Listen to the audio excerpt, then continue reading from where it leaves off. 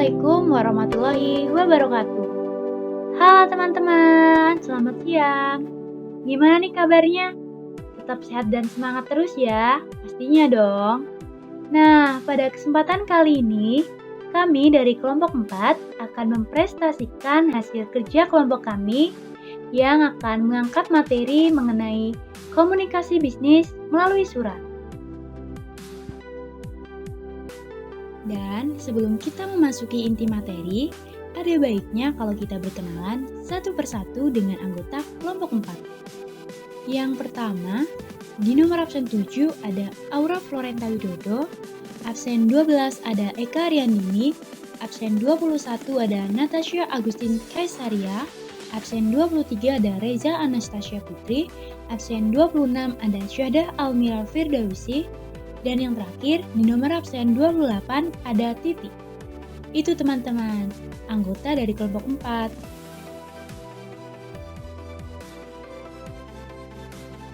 Nah, yuk teman-teman langsung aja kita masuk ke dalam inti materinya.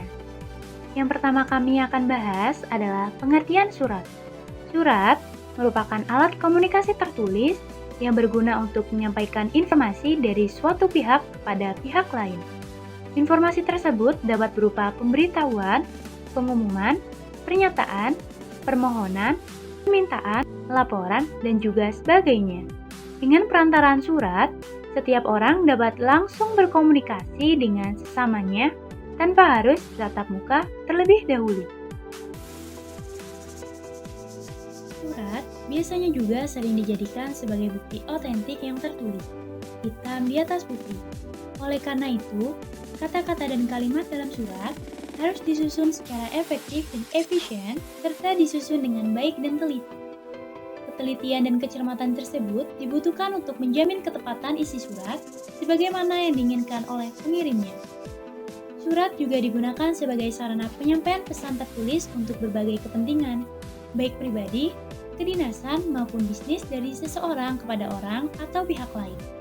Seiring dengan perkembangan teknologi komunikasi dan informasi yang begitu pesat, penulisan dan penyampaian suatu pesan dari satu pihak kepada pihak lain dapat dilakukan bukan saja dengan kertas, tetapi juga melalui surat elektronik atau yang biasa kita sebut dengan electronic mail dan juga email. Nah, setelah kita bahas mengenai pengertian surat, pembahasan kita selanjutnya adalah pengertian surat bisnis. Apa sih surat bisnis itu? Yuk teman-teman kita simak bersama. Walaupun perkembangan teknologi, komunikasi, dan informasi demikian pesat, komunikasi melalui surat menyurat dalam dunia bisnis masih memegang peranan penting. Komunikasi melalui surat biasanya berkaitan dengan pengiriman pesan kepada pelanggan, supplier, maupun mitra bisnis yang lain. Secara umum, definisi dan pengertian surat bisnis adalah surat yang digunakan oleh seseorang, lembaga organisasi, atau institusi yang menyampaikan pesan-pesan bisnis secara tertulis kepada pihak lain dengan menggunakan media tertentu, baik itu berupa pengiriman surat via pos, fixed mail, telepon, ataupun lewat jalur internet. Fungsi surat bisnis. Yang pertama, dasar penilaian dan keputusan. Biasanya, membuat keputusan dan mengevaluasi sesuatu membutuhkan banyak pemikiran. Oleh karena itu, penulisan dapat menjadi salah satu dasar evaluasi dan pengambilan keputusan, seperti fungsi surat rekomendasi, sertifikat, dan surat dalam bentuk laporan. Yang kedua, jaminan keamanan. Surat sebagai jaminan keamanan memiliki arti bahwa surat tersebut dapat menjadi jaminan keamanan bagi seseorang. Misalnya, surat keterangan jalan yang dapat menjamin keselamatan seseorang dalam suatu perjalanan. Yang ketiga, pedoman kerja.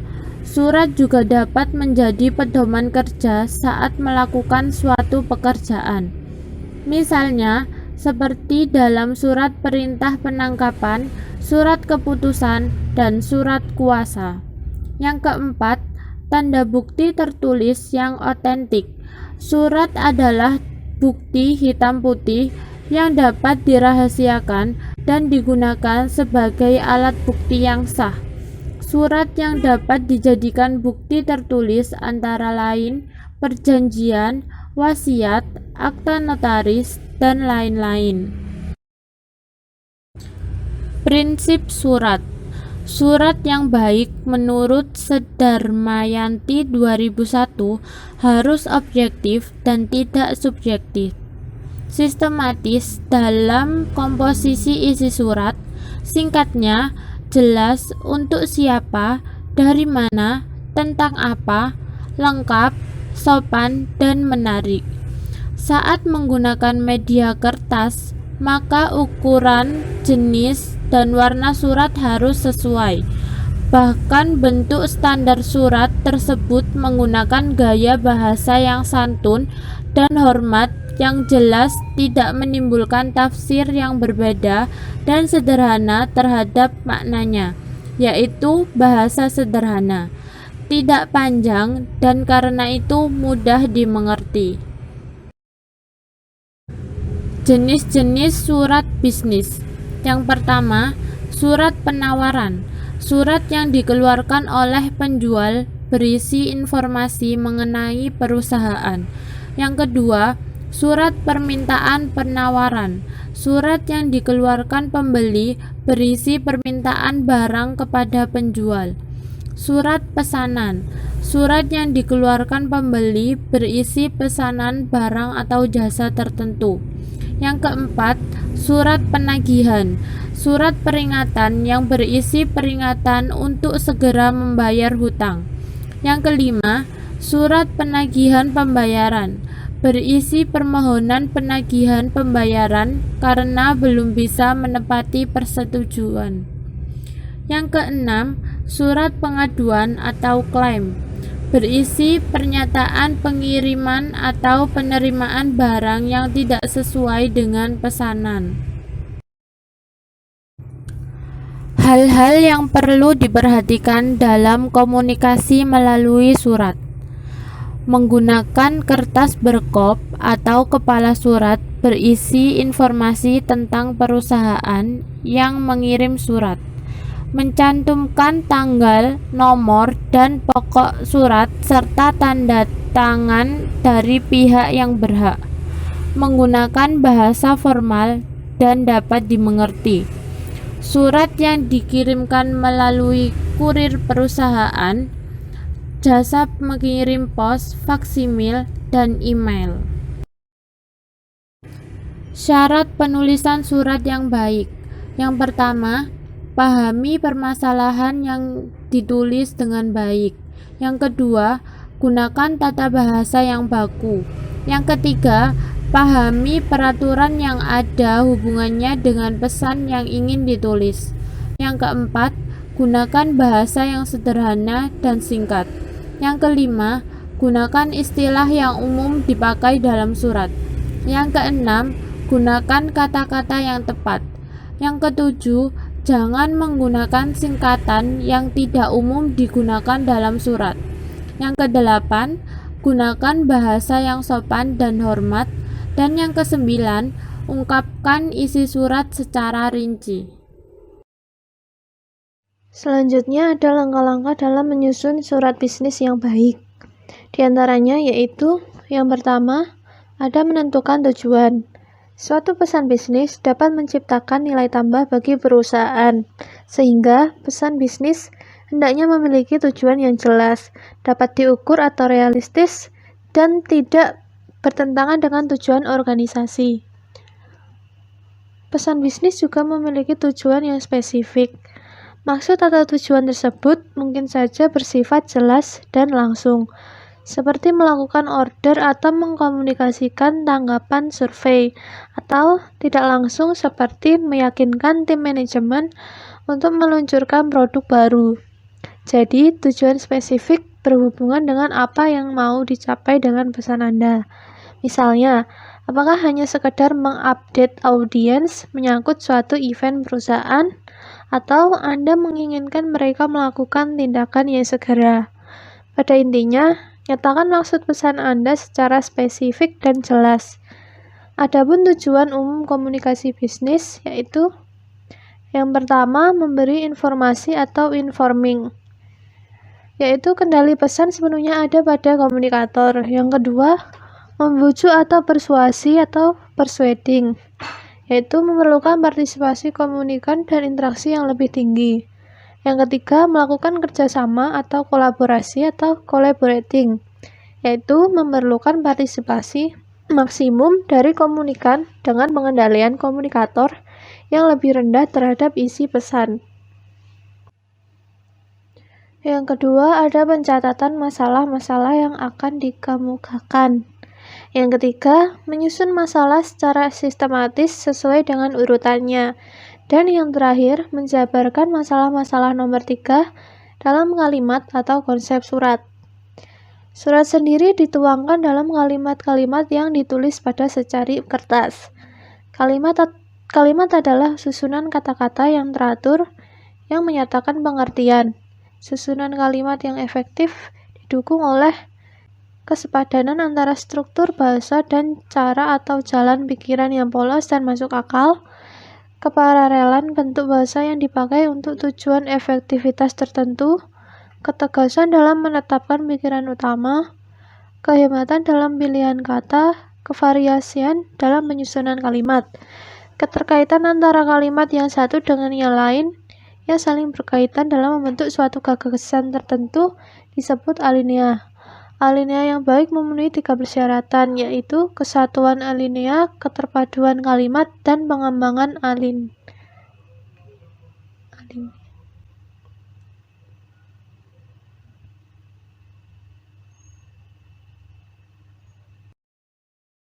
Setelah menerapkan langkah-langkah dalam menyusun surat bisnis yang baik, pembahasan selanjutnya mengenai komunikasi melalui surat. Komunikasi melalui surat termasuk berkomunikasi secara tidak langsung, dikarenakan antara pihak yang berkomunikasi tidak saling bertatapan atau bertemu. Dalam hal ini, tidak ada interaksi secara langsung, sehingga perantaranya melalui media surat. Adapun karakteristik dari surat yang baik diantaranya yaitu: pertama, penyampaian pesan secara langsung serta mudah dipahami. Dalam hal ini, surat yang dituliskan harus tidak bertele-tele, lugas, dan langsung kepada inti topik atau pembahasan yang ingin disampaikan, sehingga surat tersebut nantinya menjadi mudah dipahami pembaca. Yang kedua, yaitu menuliskan dengan ejaan yang benar dan mudah dibaca. Penggunaan kata bagus bahasa Indonesia pun amat penting diperhatikan. Selain mengetahui kata-kata baku, kita perlu mengetahui bahasa yang jelas, menggunakan bahasa yang sopan santun, dan terdapat kesan menghormati. Pada intinya, penulisannya menunjukkan budi bahasa, pertimbangan baik, dan bijaksana, serta nada suatu surat juga harus hormat, sopan, dan simpatik. Jangan sampai menyinggung atau merendahkan pembaca surat. Kemudian, yang ketiga ada penulisan format yang tepat. Tidak terlalu panjang, praktis, estetis, dan menghindarkan dari salah pengertian.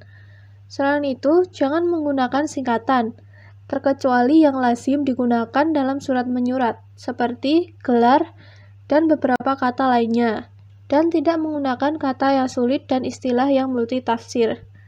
Alangkah baiknya menggunakan bahasa yang sederhana, terutama dalam pemilihan kata. Selanjutnya mengenai direct request. Direct request adalah suatu kegiatan yang dilakukan oleh seseorang atau suatu organisasi, baik bisnis maupun non-bisnis, kepada pihak lain, baik individu maupun organisasi, untuk meminta berbagai informasi penting dengan menggunakan berbagai media komunikasi yang ada. Dalam hal ini termasuk media elektronik.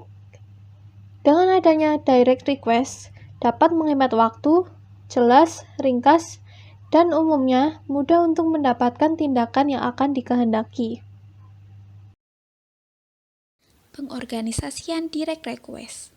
Pada bagian awal, yaitu menyajikan permintaan atau ide-ide pokok yang diikuti dengan fakta-fakta yang perlu secara rinci. Yang selanjutnya diikuti dengan suatu pernyataan keramahan dari tindakan yang diinginkan. Pendekatan ini akan berjalan dengan baik jika permintaan yang disampaikan tidak memerlukan taktik khusus atau persuasi. Pada bagian pertengahan surat direct request, biasanya menjelaskan permintaan yang sebenarnya. Misalnya, saya ingin sekali memesan beberapa contoh buku referensi yang Anda tawarkan pada bulan Januari 2005 yang lalu. Contoh yang lain, mengingat semakin banyaknya permintaan buku komunikasi edisi kedua yang ditulis oleh Dr. Andes Joko Purwanto MBA, mohon segera dikirimkan buku tersebut pada minggu pertama bulan Juni 2005. Dan pada bagian terakhir, yaitu menyatakan dengan jelas tindakan apa yang diinginkan. Misalnya, di mana audiens dapat mencari informasi atau produk, batas waktunya, dan sebagainya. Kemudian, diakhiri dengan suatu pernyataan yang baik atau ramah, yang mengingatkan audiens akan pentingnya permintaan tersebut. Misalnya, jika buku-buku referensi terjual lancar, Anda dapat memesan buku-buku tambahan dari Cuwita Bookstore. Selanjutnya yaitu direct request untuk pengaduan. Ketidakpuasan konsumen atas pelayanan akan menimbulkan klaim. Dalam menangani masalah-masalah tersebut, diperlukannya perlakuan khusus, sehingga dapat terjalin kerjasama yang baik antar perusahaan dengan konsumen.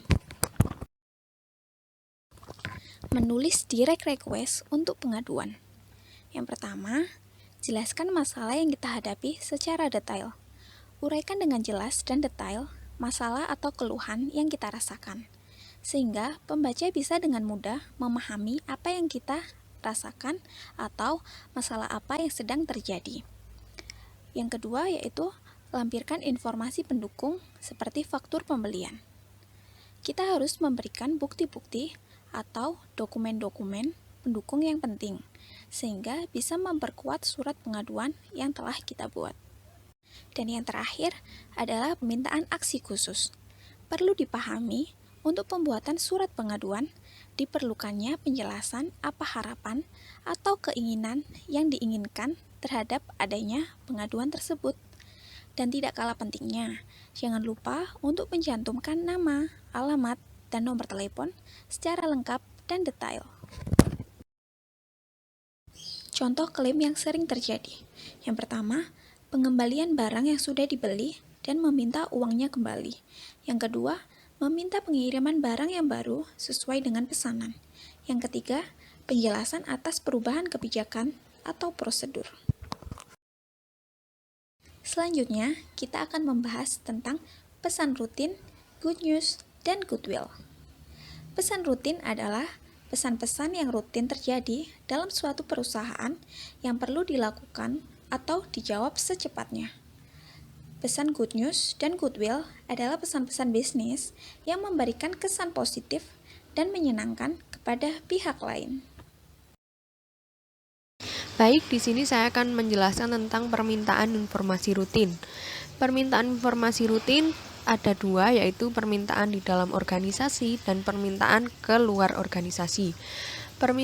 Untuk permintaan di dalam organisasi, contohnya yaitu memo yang mempunyai beberapa kelebihan, yaitu memberikan suatu catatan permanen, menghemat waktu dan pertanyaan, dan menunjukkan apa yang benar-benar diinginkan untuk dilakukan.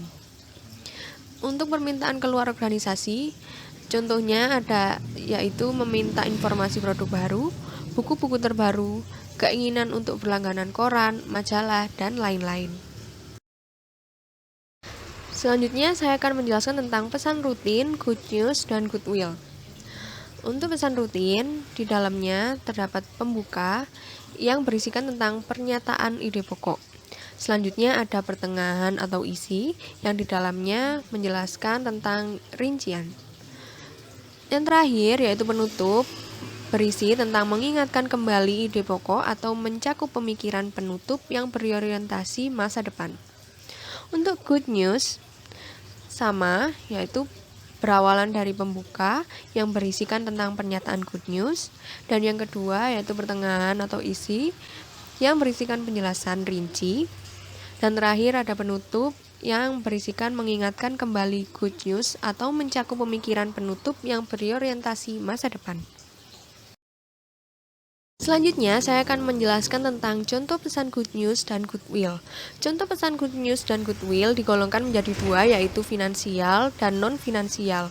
Untuk finansial, contohnya yaitu kenaikan gaji, bonus lembur kerja, insentif, THR, dan kredit bunga sangat ringan. Untuk yang non-finansial, yaitu contohnya promosi jabatan, tanda penghargaan, fasilitas kendaraan atau perumahan, dan proposal usulan suatu proyek diterima. Selanjutnya, saya akan menjelaskan tentang bad news. Bad news atau kabar buruk adalah pesan yang jika disampaikan akan memberikan perasaan tidak menyenangkan bagi penerima pesan tersebut. Selanjutnya, saya akan menjelaskan tentang strategi pengorganisasian bad news. Strategi pengorganisasian bad news yang pertama yaitu menciptakan audience concert tone. Nada atau intonasi Anda dalam menyampaikan bad news mampu memberikan kontribusi yang cukup penting bagi efektivitas penyampaian pesan-pesan bisnis. Hal tersebut mempunyai 3 tujuan spesifik. Yang pertama, membantu audiens Anda mengerti bahwa bad news mampu menggambarkan suatu keputusan yang tegas. Kedua, membantu audiens Anda mengerti bahwa keputusan Anda adil. Yang ketiga, membantu audiens agar tetap memberikan goodwill bagi perusahaan.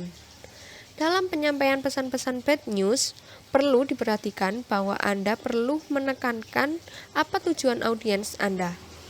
Carilah dan temukan apa yang terbaik bagi audiens dan gunakan pernyataan yang positif dan bukan negatif. Kedua, yaitu memilih pendekatan organisasional. Ada 2 pendekatan organisasional yang dapat diterapkan dalam penyampaian pesan-pesan yang kurang menyenangkan bagi audiens, yaitu pendekatan tak langsung atau disebut dengan indirect approach dan pendekatan langsung, direct approach. Yang ketiga ada bad news, yaitu setelah Anda memberikan alasan mengapa suatu keputusan harus diambil pada tahapan ini, Anda dapat secara langsung mengemukakan apa keputusan yang diambil, seperti keputusan menolak lamaran kerja, menolak permintaan kredit, pemutusan hubungan kerja, mengumumkan kegagalan ujian, dan sebagainya. Yang keempat yaitu penutup. Setelah Anda menyampaikan pesan-pesan yang kurang menyenangkan, tahap berikutnya adalah memberikan kata penutup yang bersifat positif, hangat, bersahabat, dan lebih menyenangkan. Di samping itu, Anda dapat mengusulkan suatu cara pemecahan masalah yang dihadapi oleh audiens Anda. Dan yang lebih penting lagi adalah berikan kesan yang baik kepada audiens Anda. Baik, di sini saya akan memaparkan contoh-contoh pesan bad news. Nah, sebelumnya sudah dijelaskan kan mengenai pesan-pesan bad news. Sekarang saya akan memaparkan contoh-contoh pesan bad news itu seperti apa aja sih? Nah, seperti yang tertera pada layar, yaitu contoh pesan bad news seperti penolakan kerjasama antar perusahaan, penolakan lamaran pekerjaan kepada pelamar kerja, dan penolakan surat pengaduan dan keluhan. Tidak hanya itu, selain itu ada juga contoh pesan seperti surat untuk mengucapkan rasa kecewa ataupun rasa yang sedih. Nah, jadi bisa disimpulkan bahwa pesan bad news yang digunakan untuk mengucapkan hal-hal yang berbau tidak enak, kecewa maupun sedih. Next. Oke, baik, selanjutnya adalah pesan persuasif, di mana pesan persuasif ini adalah komunikasi persuasif yang suatu pesan yang disampaikan oleh komunikator terhadap komunikan yang secara sengaja mengubah sikap atau kegiatan seperti yang diinginkan oleh komunikator. Nah, pesan-pesan persuasif ini dimaksudkan untuk menjual ide atau gagasan kepada orang lain, memberi saran agar prosedur operasional lebih efisien, mengumpulkan dukungan untuk suatu kegiatan tertentu, dan untuk meminta bantuan dana bagi biaya proyek tertentu. Selain itu, contoh kegiatan penyampaian pesan-pesan persuasif ini berupa seperti permintaan atau informasi yang bersifat menyenangkan atau kegiatan untuk mendapatkan dana dan kerjasama. Nah, pesan-pesan persuasif ini bertujuan untuk mempengaruhi audiens yang cenderung mempertahankan ide atau gagasannya, Maka dari itu pesan-pesan persuasif umumnya lebih lama atau lebih rinci dan tergantung pada perencanaan strategi yang ketat. Baik, selanjutnya menulis pesan persuasif. Nah, menulis pesan persuasif ini itu dibagi menjadi 4. Yang pertama, adanya menetapkan kredibilitas. Nah, kredibilitas ini ditentukan oleh sejauh mana tingkat kepercayaan dan keadaan atau keandalan suatu kredibilitas yang dihadapi audiens. Mereka akan cenderung skeptis dan tidak akan menerima begitu saja setiap apa yang disampaikan. Oleh karena itu, kita harus dapat mengatasi audiens yang memiliki sikap skeptis tersebut. Nah, kredibilitas ini adalah kapabilitas untuk dapat dipercaya oleh orang lain tanpa adanya kredibilitas, upaya untuk melakukan persuasif akan tampak sebagai bentuk tipuan. Nah, salah satu cara untuk menumbuh kredibilitas seseorang adalah melalui fakta. Semua bentuk dokumen, statistik, jaminan, dan hasil riset merupakan bukti objektif yang dapat mendukung kredibilitas tersebut.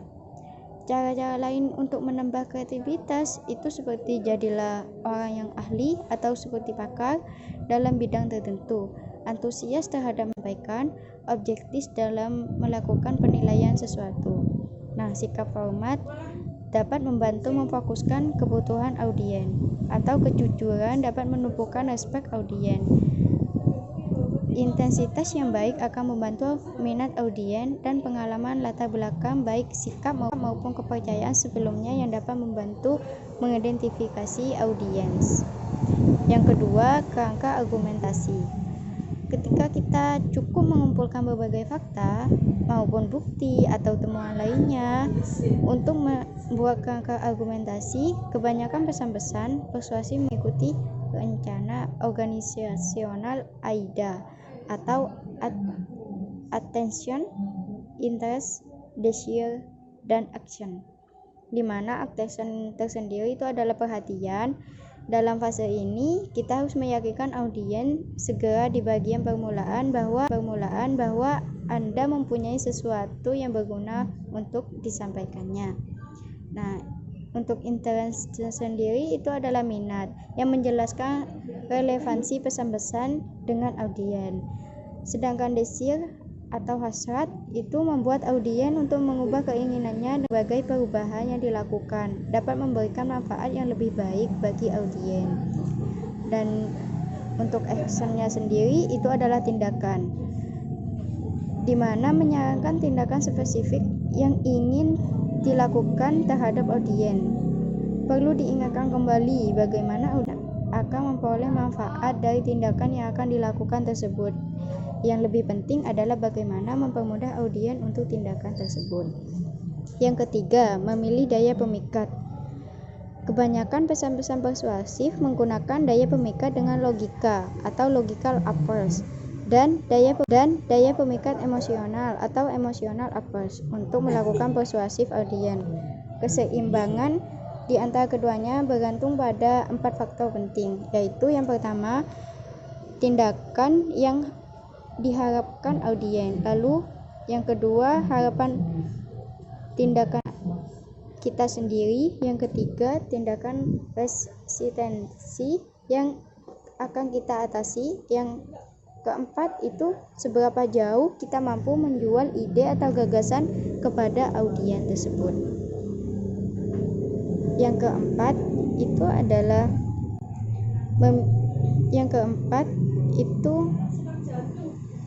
pertimbangan etika.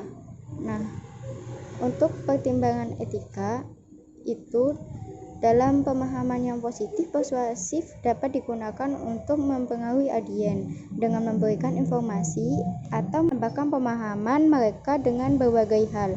Pelaku bisnis secara etis menginformasikan kepada para pelanggan hal yang berkaitan dengan manfaat ide, organisasi, produk, atau tindakan tertentu sehingga para pelanggan dapat mengakui betapa baiknya suatu ide, organisasi, produk, atau tindakan yang tertentu yang dapat mempengaruhi kebutuhan mereka. Nah, Selain itu, kita harus menunjukkan perhatian kepada audiens kita dengan mengadopsi sikap audiens dengan perhatian yang jujur untuk dapat memenuhi kebutuhan dan minat mereka. Nah, untuk contoh pesan persuasifnya itu adalah seperti pesan tagihan, pesan penjualan, dan pesan sponsor. Di mana pesan tagihan itu adalah suatu pesan peringatan yang dikirim oleh penjual kepada pembelinya yang bertujuan untuk membujuk agar cepat melunasi hutang maupun tagihannya. Sedangkan pesan penjualan itu bertujuan untuk membujuk atau mempengaruhi pembaca agar membelanjakan uangnya untuk produk yang diproduksi oleh pembuat pesan penjualan tersebut. Nah, sedangkan pesan sponsor sendiri itu bertujuan untuk meminta dana maupun waktu orang lain untuk suatu kegiatan tertentu. Next.